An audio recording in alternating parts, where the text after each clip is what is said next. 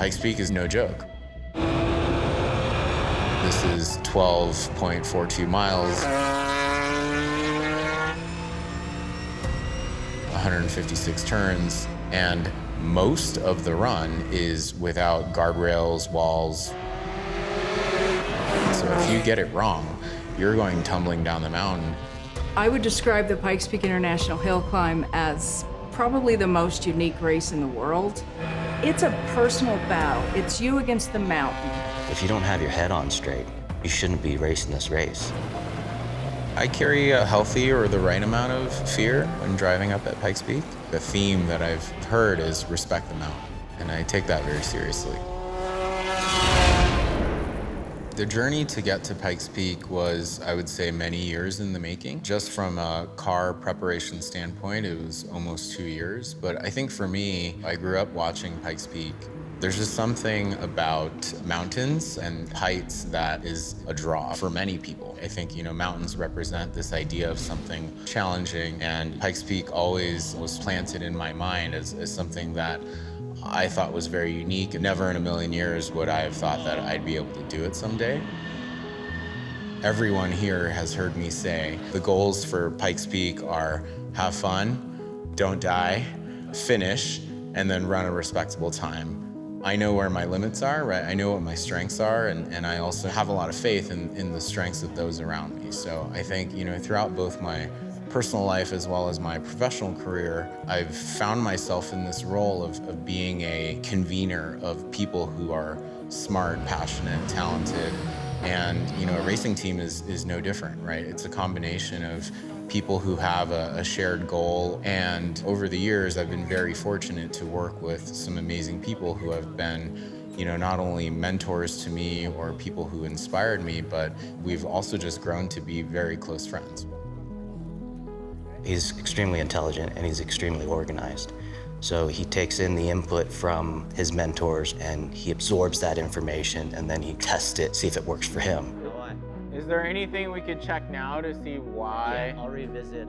In high school, my dream car was a BMW M3, and I told myself, someday in life, I will own a BMW M3. And so we ended up picking up the E46 that I have now. That car got tore down by Trackspec and the team and put back together for this one hill climb. When we made the decision at the end of 2022 that we were going to do Pikes Peak, I said, hey, let's do this right. Let's target June of 24. So we're giving ourselves, over a year and a half to really prepare. No backfires, that's good. But that double pop, we'll see if we can shorten that so it's just a single pop on a shift. Knowing that I live in the San Francisco Bay Area, basically at sea level, going all the way up to 14,000 plus, would not be easy.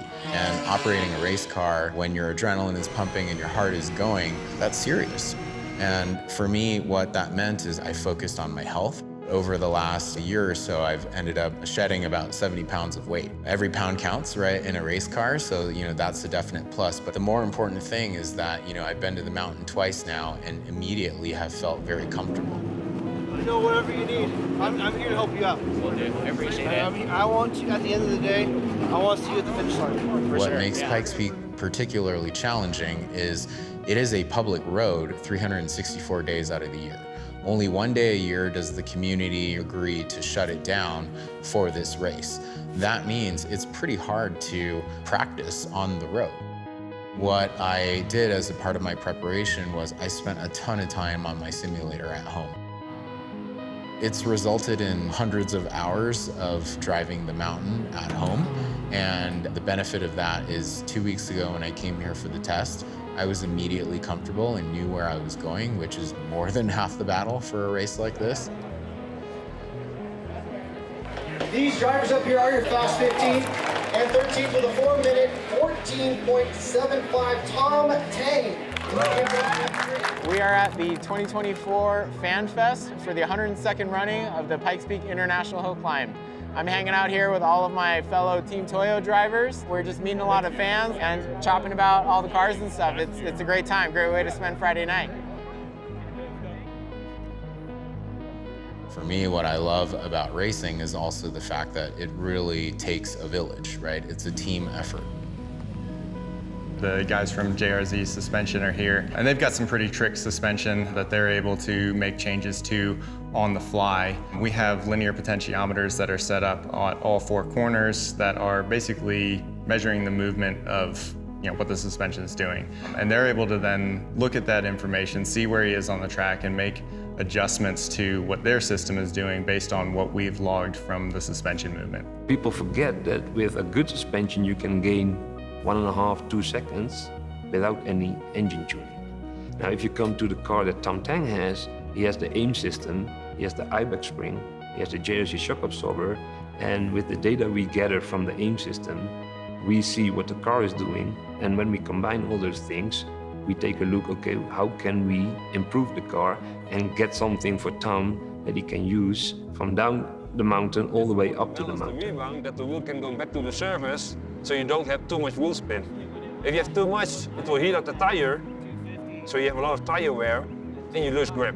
Our goal was, even though we're pretty underpowered in our class, was to be able to use every horsepower that we've got, right? And so the JRZ guys definitely helped us be able to do that. At 205, it's at 95% duty cycle. Engine health looks good. There's no knock. Temperatures look good. It's a dream come true when you plug in for the first time and everything checks out.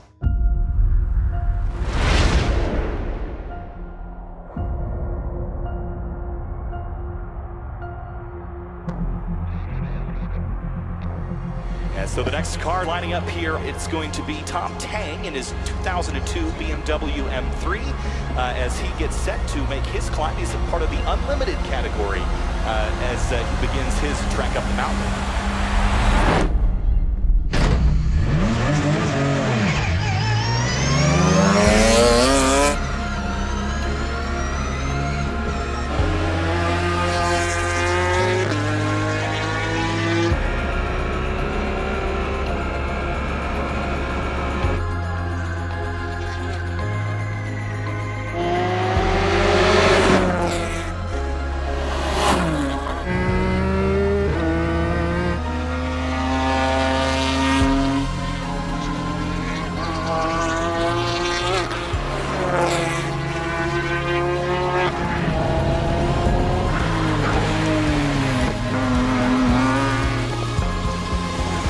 Across the stripe for Tom Tang, a 10:31.372, Rob. Not a bad time at all. Not at all. I mean, for a rookie, it's pretty impressive. Good job. Everyone's proud of you, man.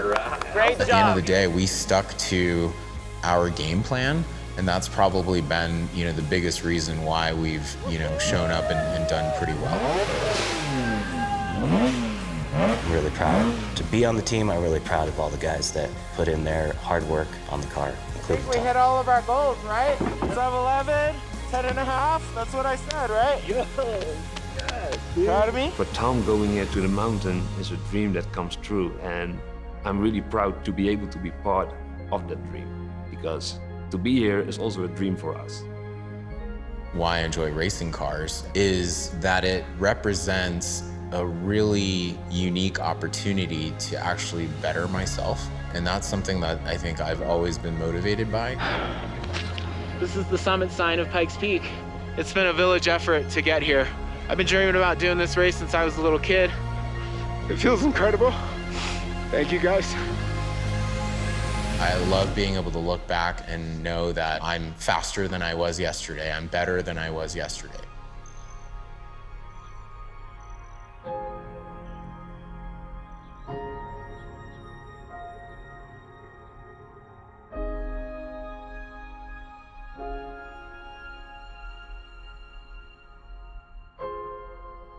One of the things that makes me smile is that everybody comes out here, I'm just gonna do this once, I have something to prove, these are the boxes I want to check.